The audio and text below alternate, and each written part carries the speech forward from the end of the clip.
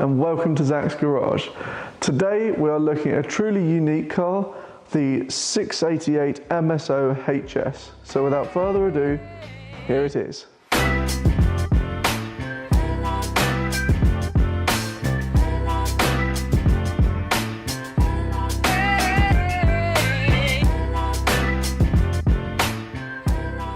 So I know what you're thinking.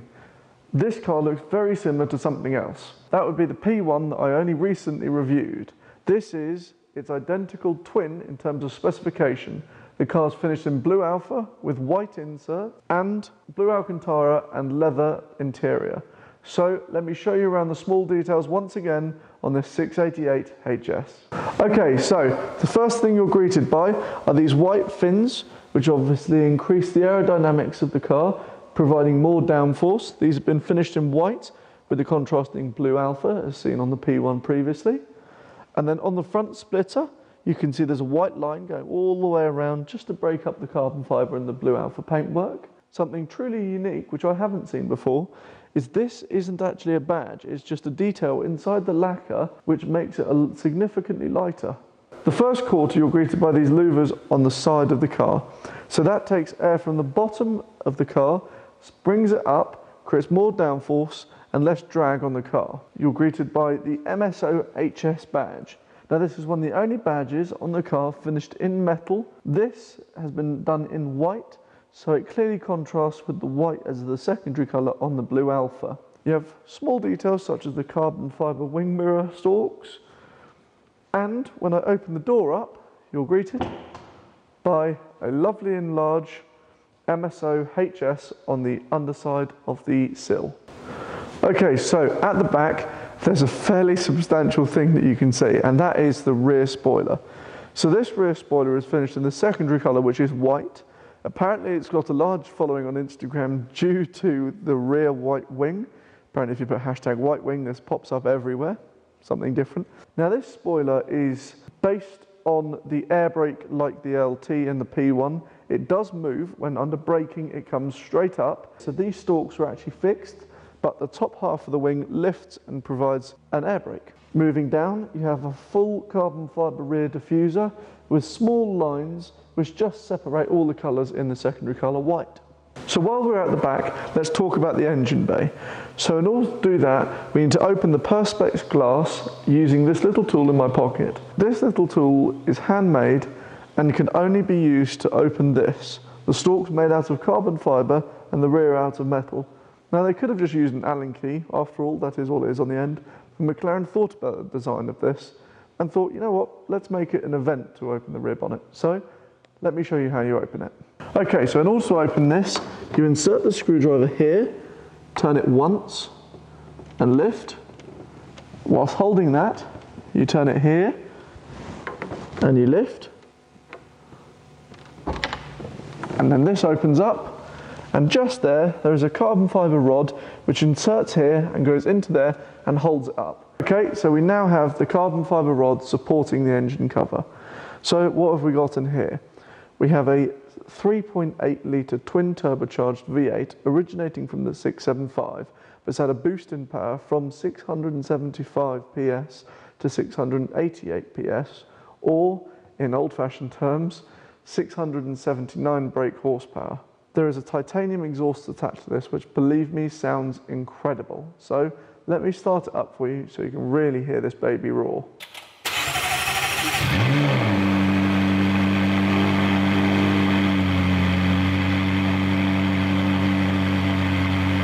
Sitting inside the Mclaren HS, what are my first thoughts? Well, let's start with the seats. So the seats have the centre part in Alcantara and the outsides in leather.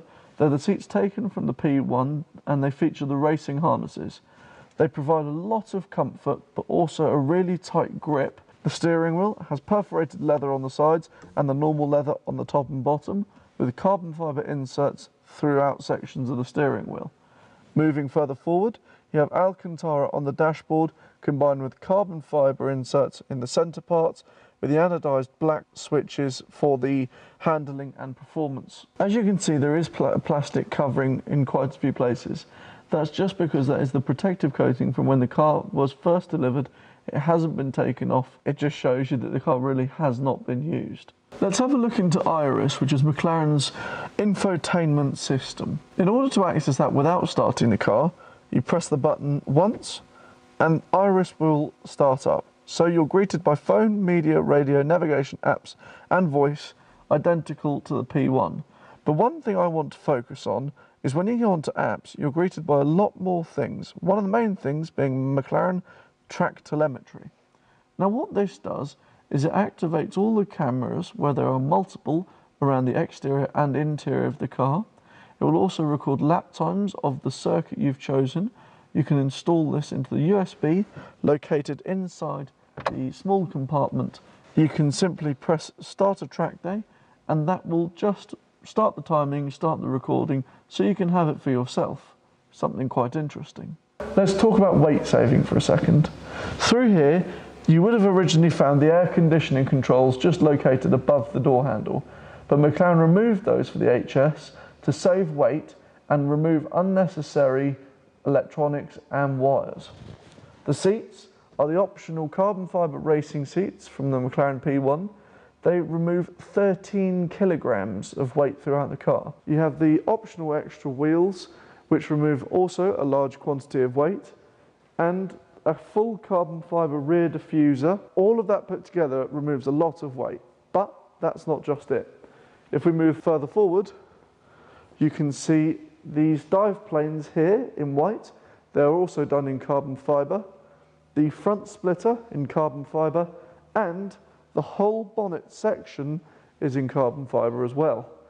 Now put all those together, you're reducing the weight so significantly that the car will also behave very differently to the 675 that this is loosely based upon. Okay, so let's briefly talk about what was involved in being able to buy one of these. Now unfortunately all 25 are sold, but who were they originally available to? Available to McLaren F1 owners, P1 owners, occasionally some 675 LT owners. That was the customers that McLaren were facing this towards. But you can see some of these driving on the roads, and when they do, they have a large amount of presence, as you can tell. Okay, so let's talk performance figures. Back there's the 3.8 litre twin turbocharged V8. That produces 679 brake horsepower. That's doing 0 to 60 in 2.8 seconds with a top speed of 203 miles per hour. Now, this sort of car isn't about the top speed. It's about the handling and what it's capable of doing. Now, unfortunately, I can't show you that. I can't describe it because I've never taken one of these around a track. I've never driven one around the track. All I've done is sit in it and start it. But as you can probably imagine, with a wing that size and blades that size, this is going to be one serious track weapon. So as always, let's talk briefly on storage space. So with the McLaren, it's surprising how much storage space you actually have.